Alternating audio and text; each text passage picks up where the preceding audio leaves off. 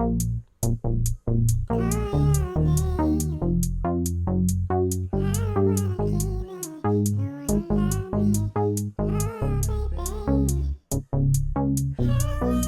right, cool. Okay, welcome everybody to the Crew Philosopher podcast. I'm your host, the Crew Philosopher, back after months with my lovely co-host, Monica. Monica, how have you been? Did you miss me? I did, actually. Oh, I've been good. You know, me and you spoke. It's been a roller coaster of events happening, but you know, we back. I got some shit to talk, some shit to say. Yeah, me and Monica had not a pre-meeting, but like this is not our first time actually speaking, before, like right now. So we've chopped it up a little bit. So I know a vague idea of what's been happening in her life. She knows a vague idea of kind of what's been happening in mine. She said that she has stuff to talk about. I wouldn't know because she didn't put anything in the chat. So I'm coming into this blind. I don't think you put anything in the chat either, did you? I did. Oh shit. Look at you already. Yeah. I mean, it's two things. But okay. Topic list. Oh. Yeah, I definitely wanted to discuss Sinners, the movie, kind of why you probably still haven't seen it because you are a bad black person. I've seen the film. And see, now this is why me and you butt heads, because I did see it actually. You saw it? And I'm gonna see it again on Sunday. I plan on going again as well. So I'm gonna see it on IMAX because I hear that's the way that the director wanted us to watch it. Yeah, I mean, I heard it was leaving IMAX though. So it's supposed to be leaving. It was supposed to be leaving Thursday, I think. So we probably missed it. Damn. Yeah. All right. But I want to start with Sinners. Sinners. Let's say that kind of towards the end of the show, the podcast. I want to kind of get into something that I noticed when I was on a bus on my way home, to sit and talk with you, right? Mm-hmm. Where I'm on a bus and I'm sitting there, I'm looking around, observing, taking everything in, and the crowd of people that I ride the bus with really is not my type of crowd. Like, what do you mean? Like they're homeless, kind of like a type of crowd? What is it? The crowd? I say homeless. I'm just saying, like, they're not my type of crowd. Like, you go certain places and you look around and you're like, yeah, these are my type of people, right? Like, this is my tribe. Yeah. I was on a bus and I'm like, this is the furthest thing from my tribe that could possibly be. Wait, what were you around though? So there was like one dude, a white dude, who clearly had a drug problem, right? So he's like sitting on like right in the front. He's like fake eating crumbs off of his shirt, it was so strange.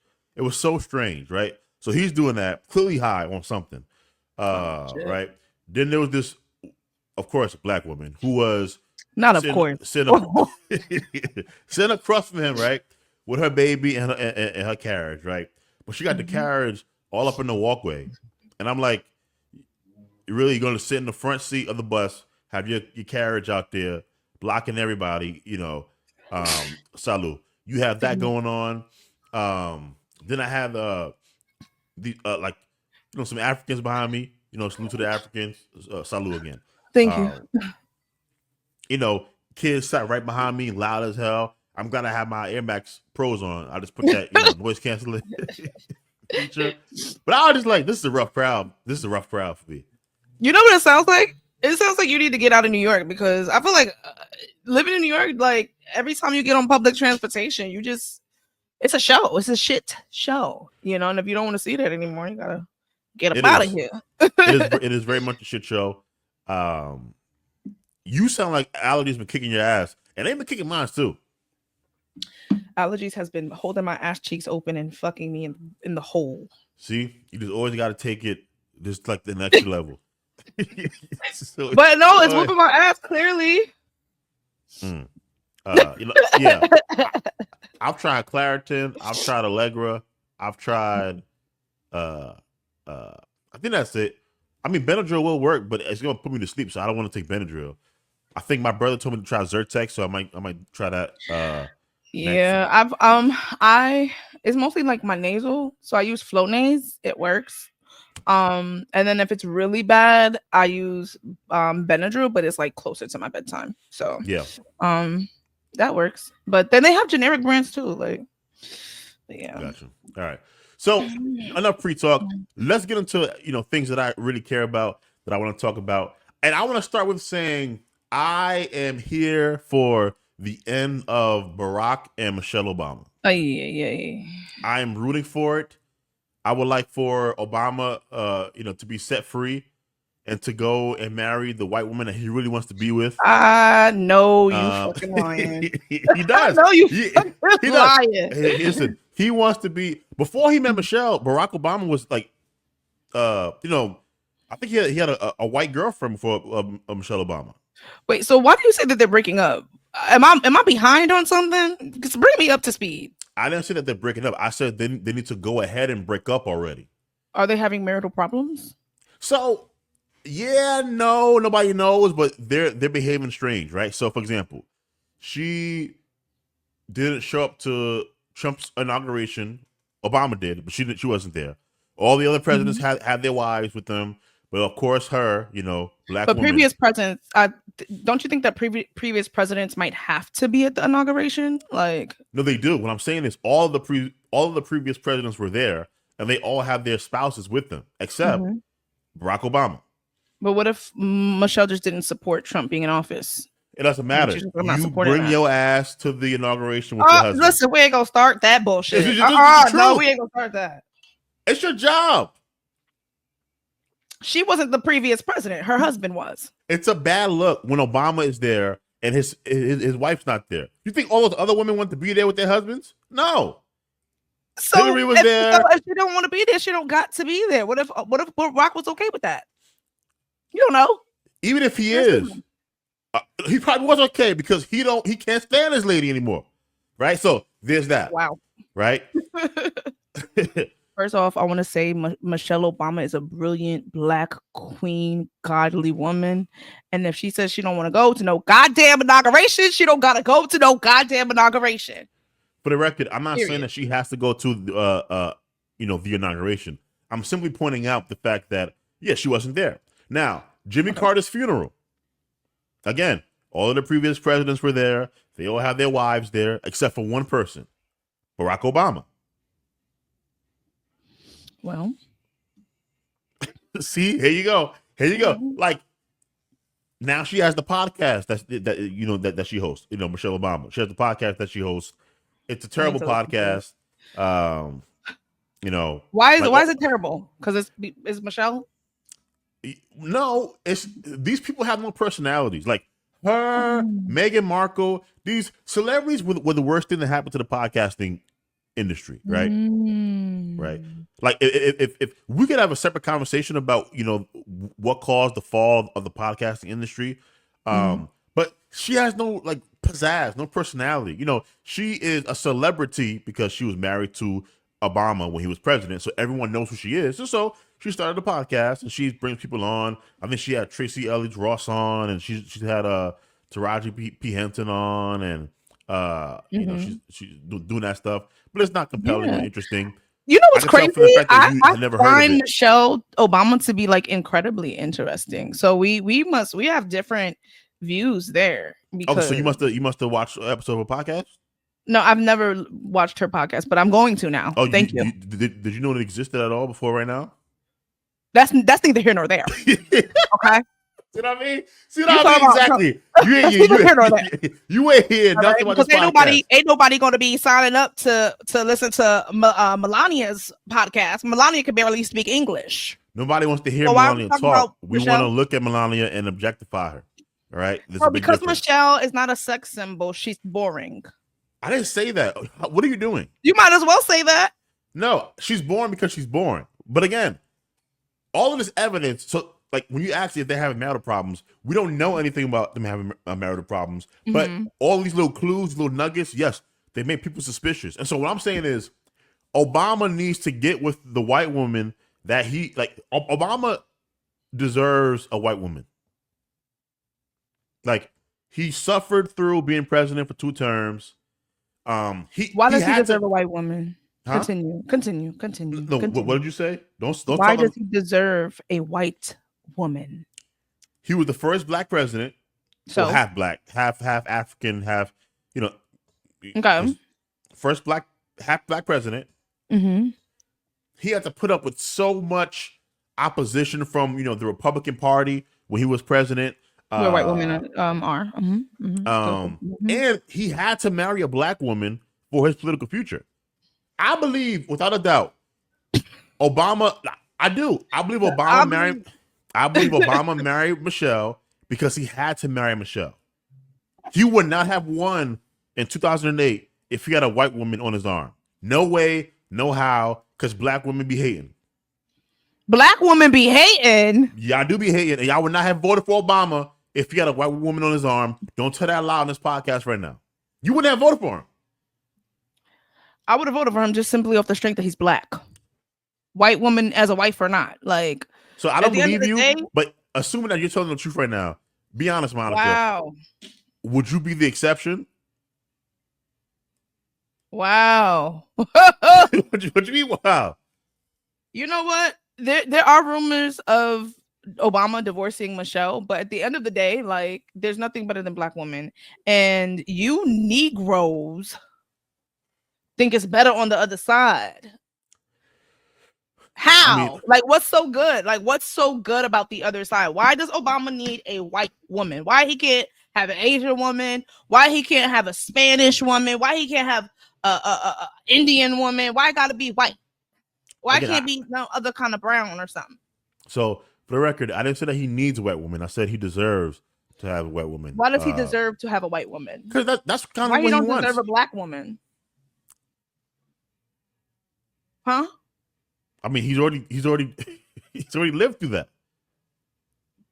Yeah. Again, I want him to be happy, and I want Michelle. Like, they're doing this thing. Like, you know what they remind me of? Will Smith and Jada Pinkett. You know how, like, they're married, but they kind of don't really do things together anymore. So, like, they live separate. I think Jada even said that. Part of the reason why she was so shocked when Will slapped Chris is because they were like, get married on paper, but they were living separate lives, separate parts of the house. That's how Michelle and Obama, that's how Michelle and Barack, the energy that I get from them when I see them and I watch them and I hear them talk, I get that energy. Oh, last thing, I forgot. The third strike, so she wasn't with him at the Trump's inauguration. She wasn't with him at Jimmy Carter's funeral. Last thing, he was at a Laker game. Mm-hmm. No Michelle with him. Okay, so there's plenty of people like Tiger Woods, right? Let's talk about Tiger Woods, right? I'm just gonna change this to celebrity real quick. Tiger Woods got physically abused by his white woman. So you know what I'm saying? Like, you sitting here saying that Obama deserves to have a white woman because there's a black woman who is absent on the scene. It's literally, what the hell? I'm here. I'm letting you get your shot right now. Oh, it's literally I feel like it's that distracted me. It's weird. Like, it's just weird because it makes it seem like black women aren't good enough. And you kind of promote this idea. Who said that? No, because it's like, why didn't he deserve, like, I feel like he had everything he deserved when he had Michelle. Because Michelle was not, if we look at other women who were married to the president, right? Like Trump's wife, Melania. Mm-hmm. Melania could barely speak English. Michelle went to college. She was in an Ivy League college. She was very well spoken. She was very talented. She's very smart. She was someone who was a humanitarian. She focused on community, and I think that a lot of Barack's success was because of Michelle. And at the end of the day, y'all niggas don't give us the credit for supporting you guys or even feeding you guys the energy and the creativity that you guys come to black women for. So there's no way you can get that from a white woman. Are you finished? Snow bunnies never, black queens forever. That's all I'm gonna say. Here we go. Snow bunnies never, black queens forever. In the powerful words of Dr. Umar. I agree with you that Michelle. Again, I started to saying that Michelle was a big reason why he became president. I don't believe Obama would have won in 2008 if he had a white woman on his arm. And so why does he need a white woman now? Why does he need a white woman now? Because he doesn't have to become president anymore. What is a white woman going to do for him but take his money? Make him happy. And take his money? It doesn't matter. Who cares about the money when you're happy? How is a white woman going to make him happy in ways that a black woman can? You keep trying to make this a general statement. What I'm saying is, I think his marriage to Michelle is over. Okay, it might be. I think right now they have a political marriage for the most part. Okay. In fact, I think they always had a political marriage. That's a good thought. Maybe. Always. Maybe. Obama was with a white woman before Michelle. What does that mean? That's who he actually loved. How you know? You spoke about Barack yesterday? You don't know that. No, that's who he actually loved. That's who he wanted to be with. But he couldn't be with her. You're projecting. I'm not projecting. He could not be with her and become president. Okay. It was impossible. So he made a political decision and married her because it was good for his political aspirations. And again, this sounds like some what shocking... you think he's gonna do? You think he's gonna go and like be with the white lady? No, I think he's gonna stay with Michelle because it's his calculation. If I had to guess, if I had to guess, he feels like he has to stay with Michelle because they are now like a symbol, right? So like they're like a package almost. You know, the Obamas, like you think Barack, Michelle, them two little kids. You know, that dog boat, whatever. Two grown-ass daughters of theirs. Exactly, but they're grown it's an image. Now. There's a package that he has to kind of live up to. We get it, right? So that's why he's with her. What I'm saying is, that's why he's with her, right? But like, I'm saying his calculation is wrong. He's making a calculation. Hey, I have to stay with Michelle. You know, this is part of my my image, and to break this would be negative. Like, it would be detrimental. It would be detrimental to my brand. I think that's how he views it. What I'm saying is, Barack, it's been like a decade since he's been president now, or close to it. You're a brand in and of itself. I don't think you would take that much of a hit if you and Michelle got divorced, really. Because again, like, what's worse, divorcing Michelle or him eventually getting caught somehow on some camera or whatever with some white woman snugged up in some, resort? Well, I don't think that's ever going to happen. He's not going to get caught up with another woman because according to Michelle Obama, everyone would know if she was divorced to Barack. It would be public information. She would let it be known. So apparently they're still married. She addressed. Of course they are. She addressed it, and it's just like, believe black women when they tell you the truth, and that's it. And that ties into Sinners because people weren't believing Annie in Sinners, but we're going to talk about that. But when black women say this is what it is, there's no further need to try to read in between lines. She said what she said. She said she's still married to the man. And even if she wasn't, let's entertain your thought. But who said that they weren't married? I said that they're married. No, what I'm saying, let's say that they were on the way to the divorce. Let's entertain the thought, right? What if Barack ends up divorcing Michelle and Michelle moves on to a more vibrant future and a more vibrant relationship and a more vibrant life? And let's say Barack marries Britney Spears. Okay. The white lady with the mental health issues in the mansion. Okay. And he's miserable. Okay. Right? So it's just like, how do we know that the source of his lack of happiness is coming from Michelle. And it's like people always assume that, and it sounds like, people always assume that Black couples be having internal problems when really happiness doesn't come from your partner. Happiness comes from you. If you're not happy, there's nobody on this planet who's going to make you happy. That's the biggest sack of bullshit I ever heard in my life. Why? It just is. The person you with absolutely plays a big factor in whether you are happy or not. Are you high? No, I'm a little tipsy though. Yeah. Like, so, yes, okay. The person who's around you not 24/7, but the person who's around you for large chunks of time that you go to sleep with, that you wake up to, that you have to talk to for God knows how many hours, during the day, they absolutely play a role in whether you're happy or not. Like, they do, but what I'm saying is just it's not solely on them. Of course not solely. If you're just not a happy person, it doesn't matter if you have the most bubbly person as a partner who's singing praises in the morning and speaking affirmations over you at night. It doesn't matter. If you're just not happy, you're just not happy. And also it's a two-way fucking street. And you have to understand that people have their days, especially women. So I don't know what this has to do. Huh? You don't know what it has to do with what you're saying? Yes, at all.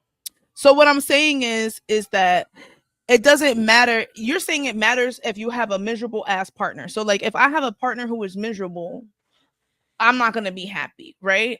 Exactly. Right? If not that if they're a miserable person, but if the relationship's not working, right? You have certain expectations of them. They are not meeting those expectations.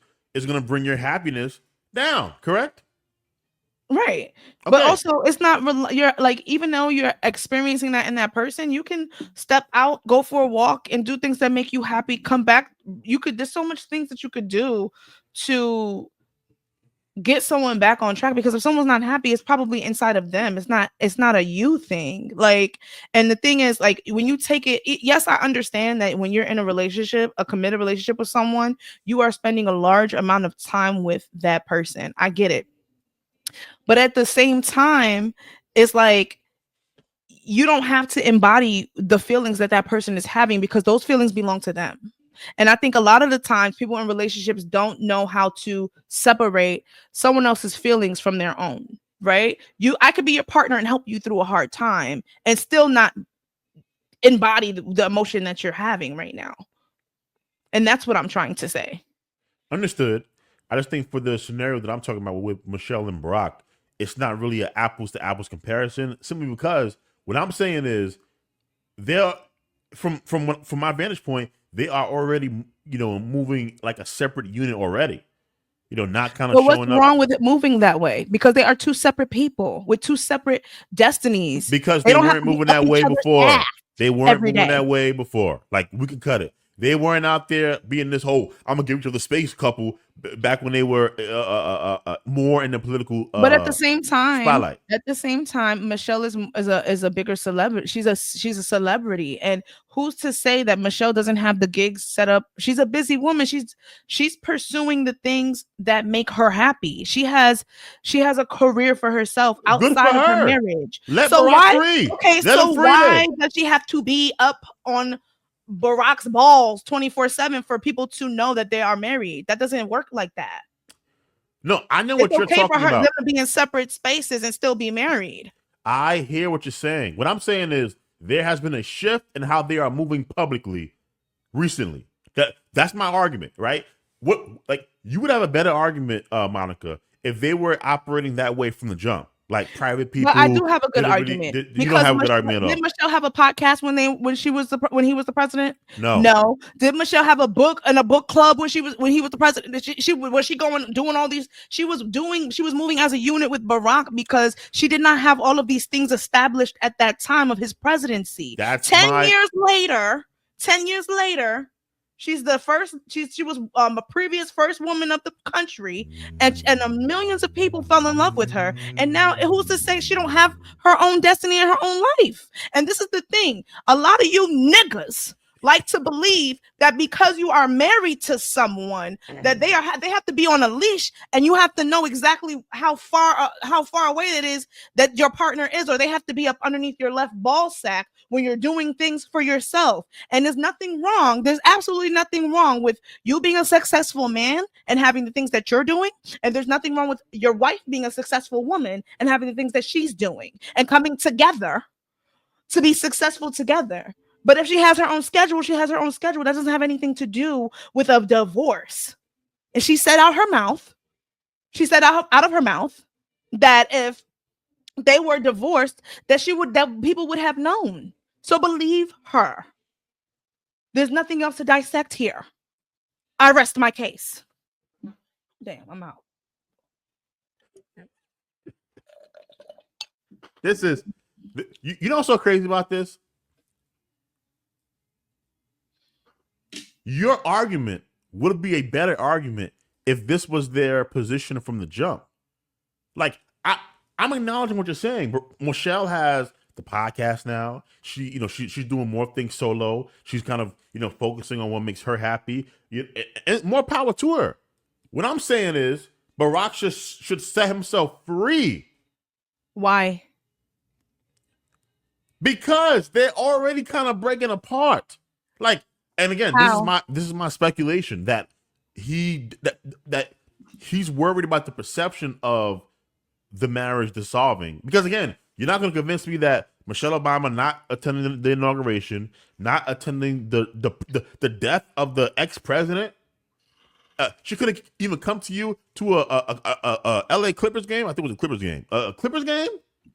No. You're doing this mansplaining thing? No, what I'm doing is explaining thing. You're doing this mansplaining thing where you have limited details and you feel like you are an expert and you're not.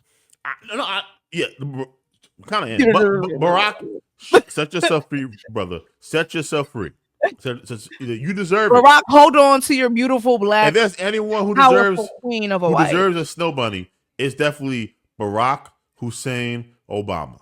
And you want to know what, Michelle, you deserve a nice young spring chicken football player who can lay down some good pipe, because I know Barack got ED. That's probably why they getting divorced. He probably got erectile dysfunction, and he's going bald in the middle of his head. I bet it. You sound crazy. She look good, girl. Girl, Michelle, if you guys are going through a divorce, girl, you look good. You better go to a motherfucking Lakers game and sit front row in your nicest dress, or go to a football game. Go to the next year when they have the football thing. The football, that shit. I don't know the name, but what the fuck is it? The draft? No, not the draft. The Columbine? It's in February. The Super Bowl? The Super Bowl. Go to the Super Bowl, Michelle. All right. Go with your baddest fucking outfit on. Some little tight. You sit right next to the finest football player you can find and let him lay down a little bit of pipe. That'll get you right. I'm leaving this because this conversation got ignorant real quick. But if there was some, let's be clear. It got ignorant when you started mentioning snow bunnies. No, that was a great political point. But no, let's be clear. The person, if they got divorced, the person that is going to do better post divorce is Barack. How do you know? Like, what do you mean? How do I know? He's the ex-president of these United States. He still got that young energy. He still got that swag. He got that smile. Huh? Well, statistically, women outlive men, so he probably on his way out. But Michelle got a good 10 years on him. So, are you wishing death on the former president? I didn't say that. I didn't say that. I said you say he's on his way out. I said statistically he is on his way out. He already beat the statistics, though. All right, but women still live longer than men. Listen, all I'm saying is we're not gonna get bogged down by this conversation. Barack, what I'm saying is, if anyone deserves it,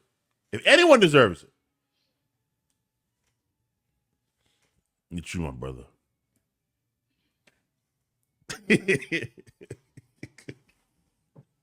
All right.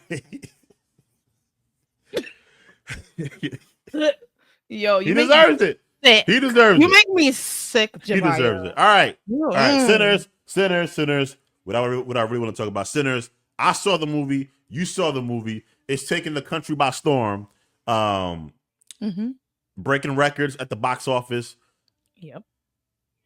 I didn't know anything about the movie, really, if I'm being honest. And I had no desire to see the movie until I saw everyone talking about the movie. So I have no shame to admit that FOMO led me to the theaters. I was like, okay, everyone's talking about this movie. I kind of have to see it. And if I don't want to get spoiled, I have to see it relatively soon. So I saw it Tuesday night last week after work. Okay. I saw it on, it had to be like Thursday. It was like Thursday, Wednesday or Thursday. At night. I went to the movie theater by my house. It was great. And my interest in the movie was the African traditional spirituality. I know, yes. Monica does all of that. That was the part. All that what? That voodoo. Voodoo? What's voodoo? Voodoo, whatever it is. That man explaining right now. All right. Monica is someone who is well informed when it comes to her history. You are? Yes. So I'm with you. That is who she is. And Monica does not believe that there's anything that a white master can put in my hands that is going to benefit me. I forgot you hate Christians. I grew up Christian. Yeah, and you walked away. I know every Christian song. You do? Mm-hmm. Okay, I believe you. Listen, I'm not arguing about the voodoo. What I'm saying is voodoo. Talk about what you know, baby. Talk about the Bible. You talk about the white Jesus. You stick to that. All right. Don't talk about no voodoo. You don't know what you're talking about, baby. Baby.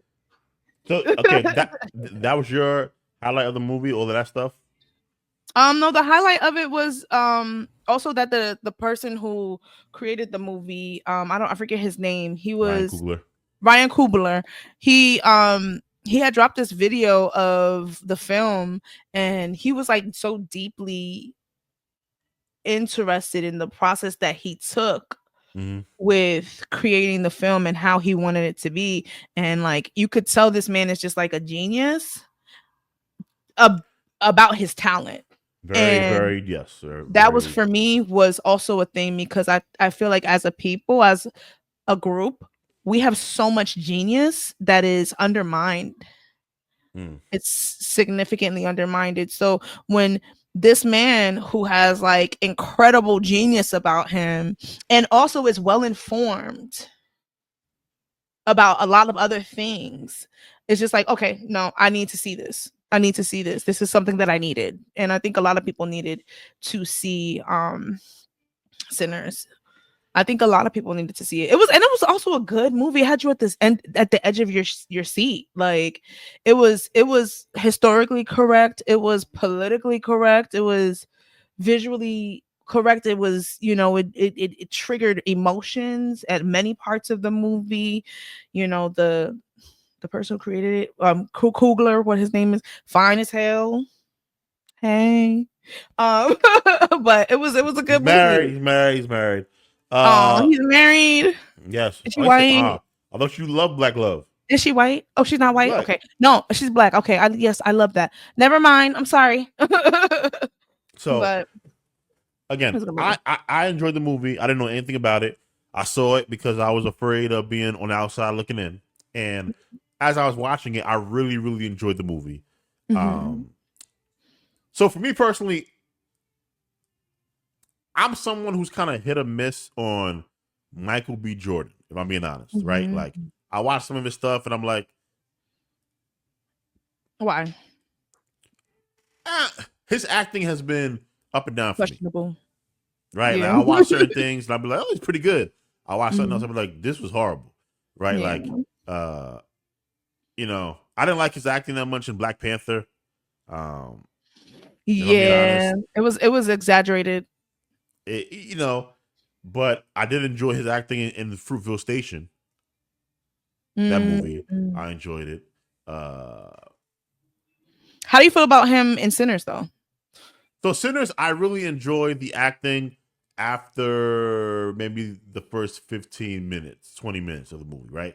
Like once he, I feel like once he got into his role, it started flowing. Yeah, a lot better. At first, I was like, "Oh boy, you know." Oh my god! But once, and look, he played twins, which is hard. He's fine. Oh my god, he's so fine.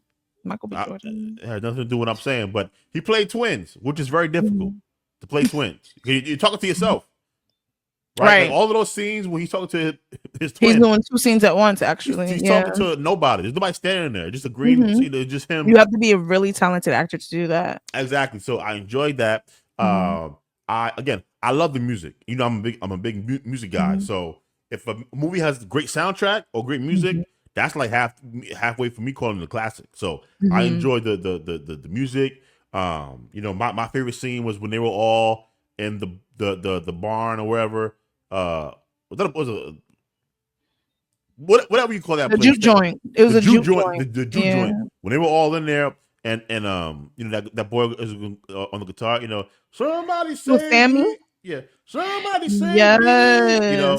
And oh my god, I loved him. It slowed down, and you know, and you know, you had and it went through like the African ancestors dancing, and then to the future of hip hop, and then you get that little mix of the music, and they were like appearing in the same space. I thought that was really dope. Sonically, it was you know, very good. Why did you think it was so dope? What was so dope about it? I liked what he was trying to say. Kind of like there's this through line through music as it pertains to African people. Because again, you know me, I'm not someone that believes that, you know, all people are interchangeable.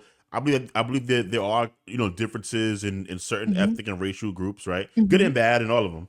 And I think, you know, one of the good parts is, you know, like we make the joke all the time how white people have no rhythm, right? That's not literally true, but it's for the most part. You'll go to most part they don't. Let's be honest. No, I'm saying they're not really, you know.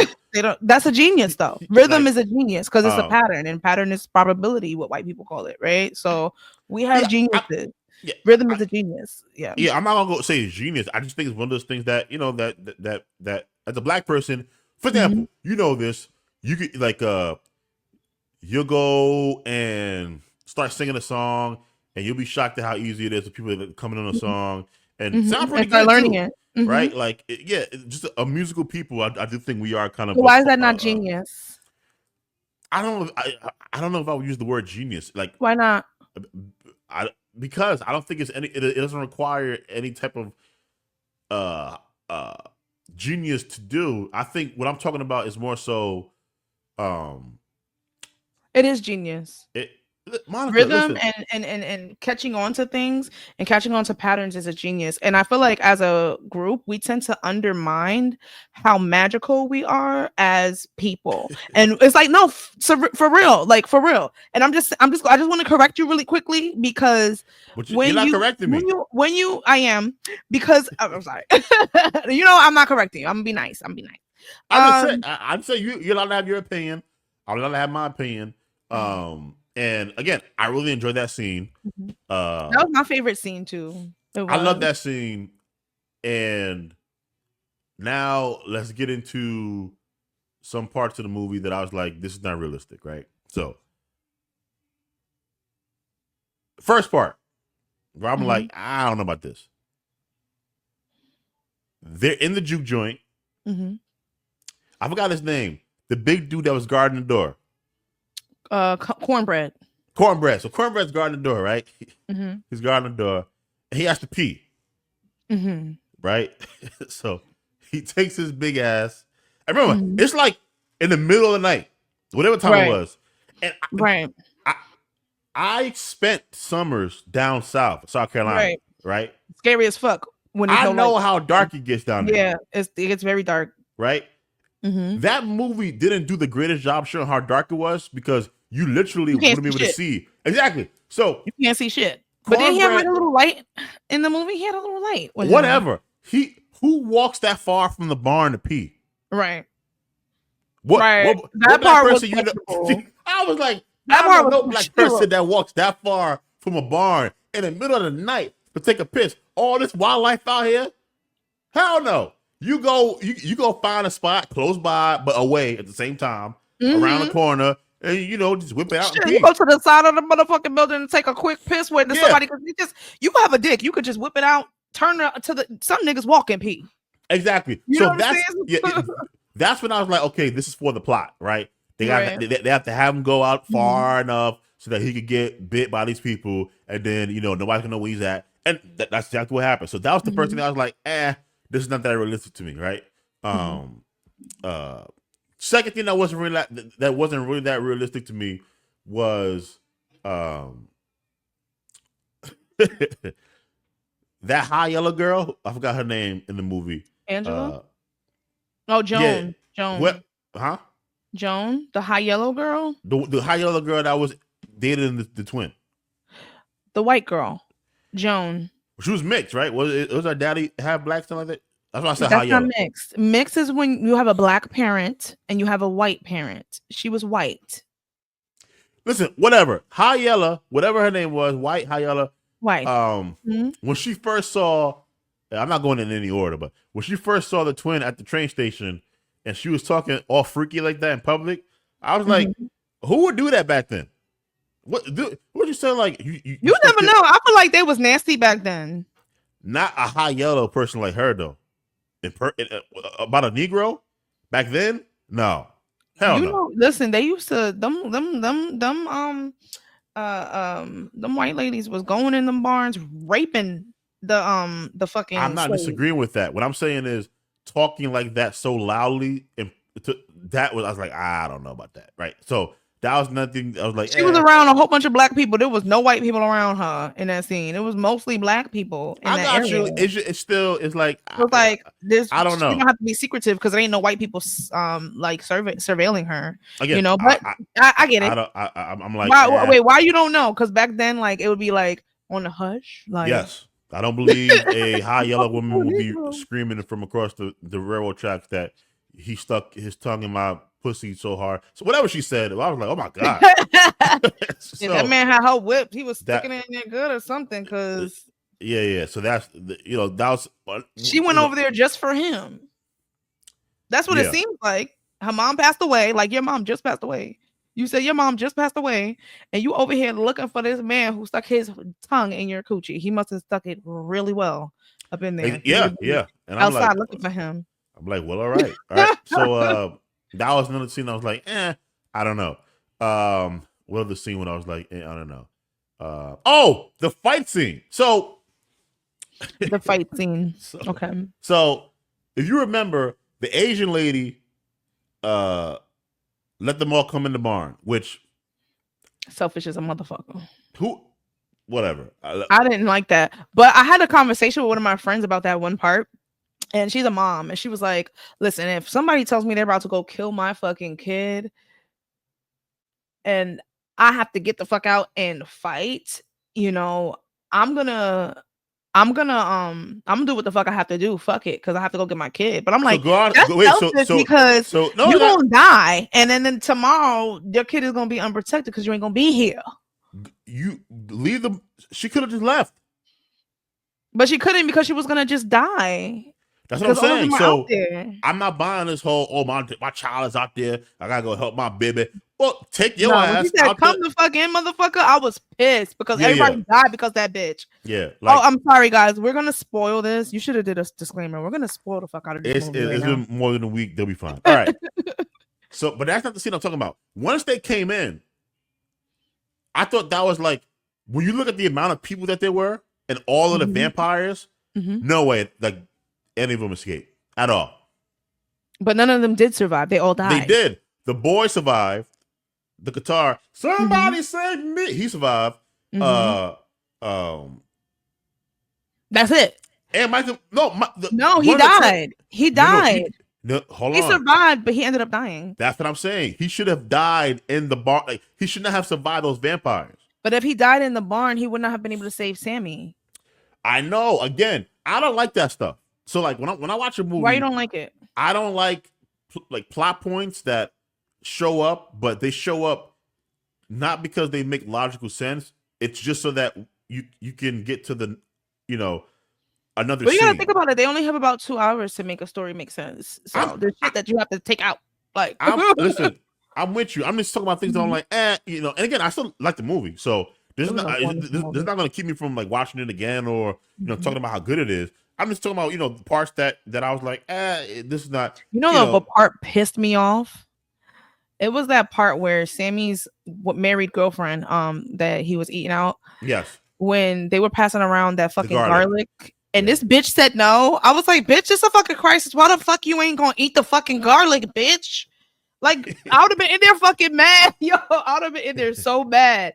And he was about to shoot her. Like, because at this point, it's like, why you don't want to eat the garlic? You a vampire? Well, he was right. I gotta shoot. You know, hey, and then you don't have to eat the garlic.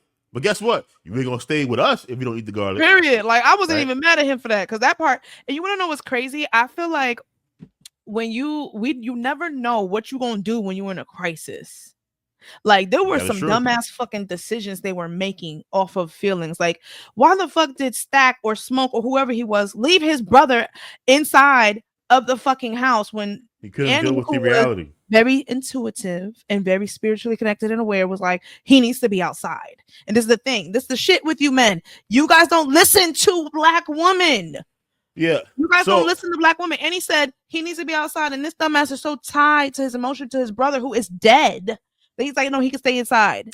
You just remind me of that's another thing that I don't like. Because I want you. That was a whole listen to Black women thing. And again, you have to listen to Black women. I hear those words and it just makes my balls shrink.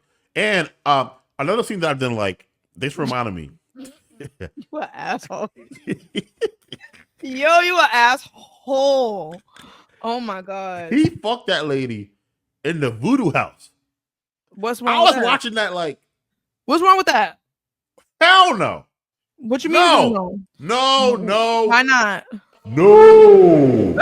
Why?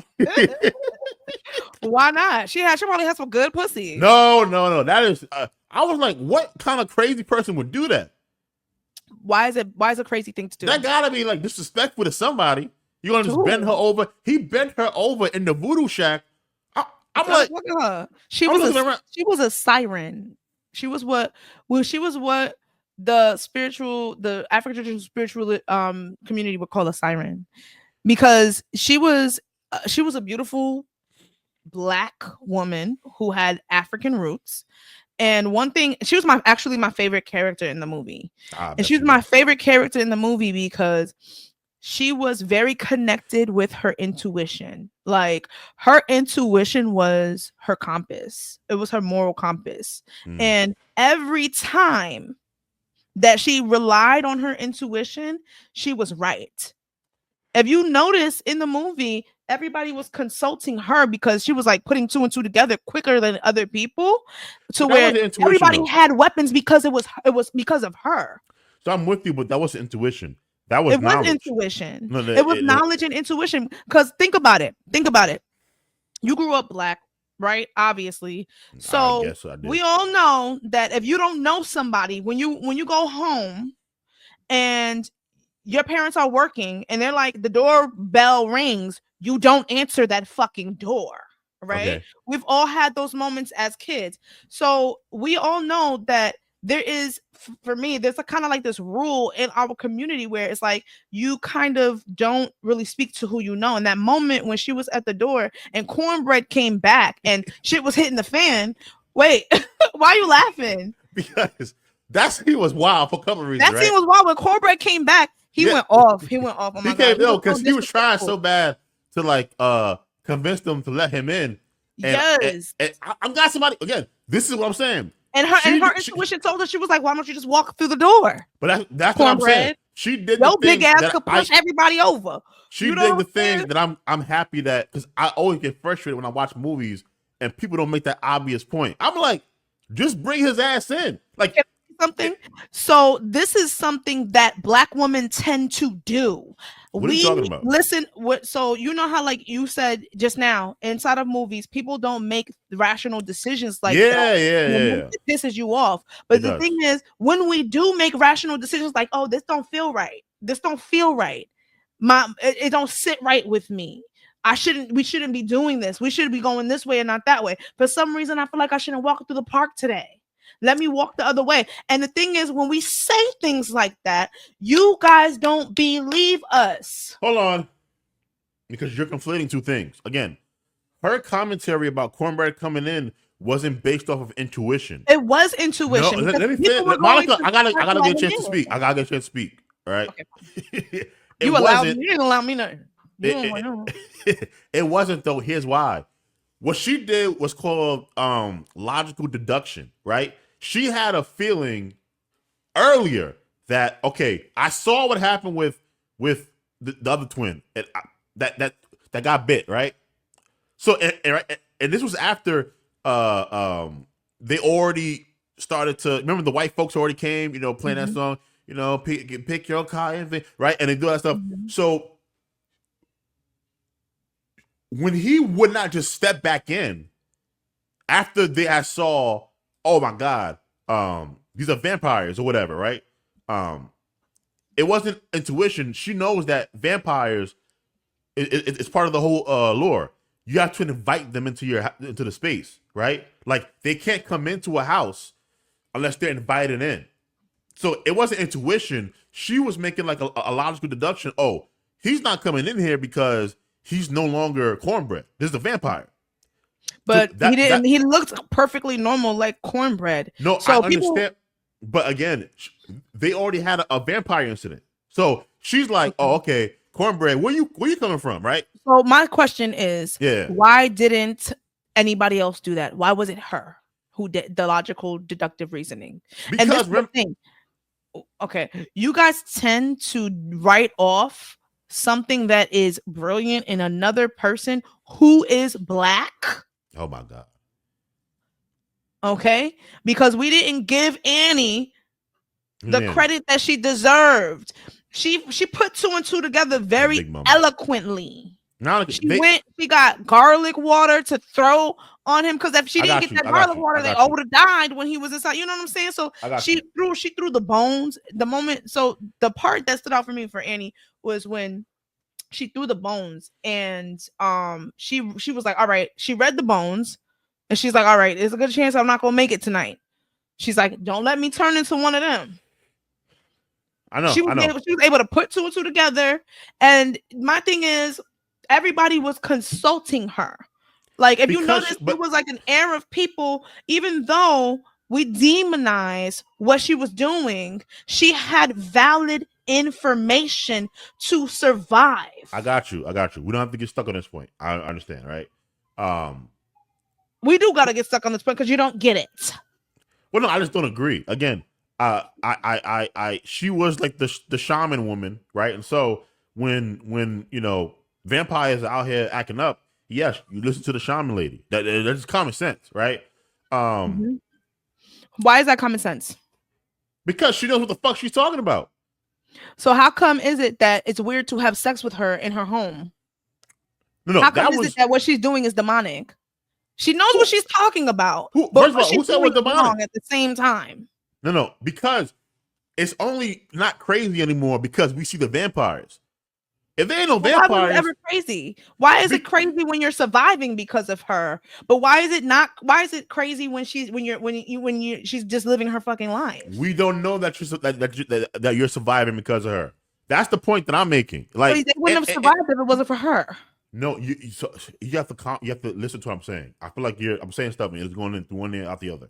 Okay. The vampires. Okay. I'm saying stuff. You're just going in one ear out the other for you. Okay. No, I'm hearing what you're saying. You're saying that we don't respect black intuition, especially black woman intuition, and we second guess it. And what I'm saying to you is the only reason that they didn't second guess it is because they had the evidence already. The vampires. If there were no vampires. Like, for example, when which twin was with her? Was it Stacks or was it? I should have known. I think it was either way. Why you look it up? When whatchamacallit met her in the voodoo shack, right? If you remember, they were talking about everything, and he was like, "Okay, well then, how come your little whatever didn't save my baby girl?" And she was like, "I don't know." Sorry, she was with Smoke. Smoke, right? And he was like, and she was like, "I don't know," right? And he was like, "I don't believe none of this stuff." And she was like, "Well, you don't know how often I've been here, praying for you and and watching out for you, right?" And so,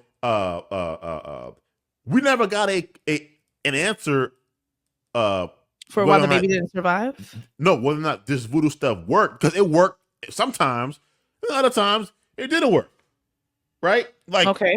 So what I'm saying is, if not for the vampires, yeah, you listen to the voodoo person once you see the other freaky supernatural shit. But if there's no freaky supernatural shit, then not believing the voodoo person is a rational conclusion. Like, that's so. Here's the thing, right? There's some things that you just cannot write off. Right? You can just like you can go to church and you can say a million Hail Marys and Jesus can still let your mother die. Right? Or Jesus can still let you have cancer. Nobody says that Jesus doesn't work when that happens. Yes, so why do all the time? So, but my thing is, you still pray to Jesus after Some that. people don't anymore. So my thing is, and so my thing is, I'm gonna say this. When it comes to that, when it comes to people who are spiritually connected in those ways, there are some things you just can't do. Like when Smoke looked at her, he said, "Bring him. Can your magic bring him back?" Because he knew her magic was strong. Because he kept going back for it, and she couldn't do it. But she told him that she couldn't. She said, "This, I can't do this." Okay. And that's also a genius to know what you can do. And knowing what you do not have the ability to do is a part of the magic. I want to move on because we only 3 minutes left, and I want to mention the scenes that I liked. I talked about the scenes that I was like, we discussed already. I want to talk about the two freaky scenes that were really, really freaky and nasty. Right? Okay. Freaky scene number one was when the woman who was married, who was, and she and Guitar Boy went into the room to, have sex. And Perlene and Sammy. Yeah. And he went down to, eat a pussy. And she was like, let me wipe a little bit. I was walking all day. And he was like, nah, like he wanted that. He wanted that walked off all day through the field pussy taste.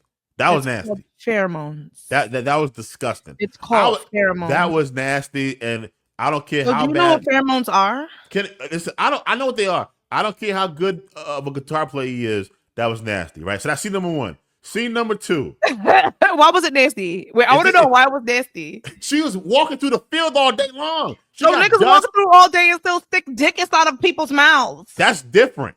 How? It's my penis. I'm not doing it. So she was not eating her own pussy. He was eating it. He wanted to eat it that way. That's why he's nasty. He's nasty, not her. It's nasty if men don't wash their ass. They be at work all day and they stick a dirty dick in their mouth. But niggas do that all the time. Monica, right? If I stick my dirty dick inside of a woman's mouth, hold on. If I stick my dirty dick inside of a woman's mouth, she's dirty, not me. All right. So then Sammy was the one who was dirty for putting it in his mouth. I said it was him. That's what I said. I said it was him.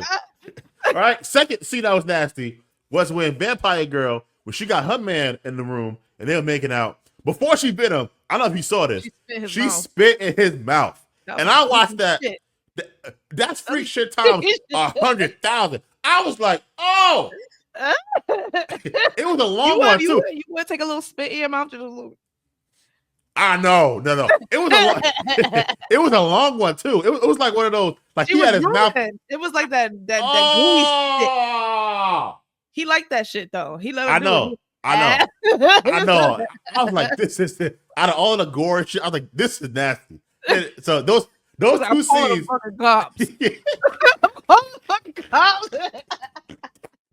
Those two scenes were nasty. Now, final words. Nothing wrong with him eating her out after a long day. I feel like when your girlfriend comes home, if you like, all day coochie, eat all day coochie. Like there's men who like pheromones. There's men who like the scent of vagina, and I think it's gay to not like that. I think why you tie all day coochie to being dirty? Here we go. They always thought I gay. Go ahead. Listen, we have a minute. Gay. My thing is, what is wrong? Because women, it's 8 o'clock. It's 8 o'clock. Do not set these expectations to y'all. It's 8 o'clock. We have a heart out. Monica has to go.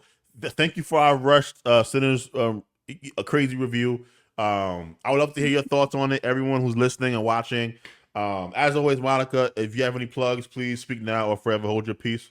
I'm gonna say it one more time again. All right, send me a beautiful black princess queen lady all of your money at Monica DB money sign on Cash App Monica DB. And if you have a beautiful woman that you would like to support and send her to get her hair done, you can send her to Majesty's Hands on IG. That's MAJESTYSHANDS on Instagram. And I hope you all have a wonderful day. Absolutely. And remember to please subscribe, rate, and review the podcast. Tell your friends about the show. That's how the show grows. Again, hopefully we'll be seeing you guys in a week's time. Maybe. Who knows? We'll see you next week. Until next time, guys. Deuces.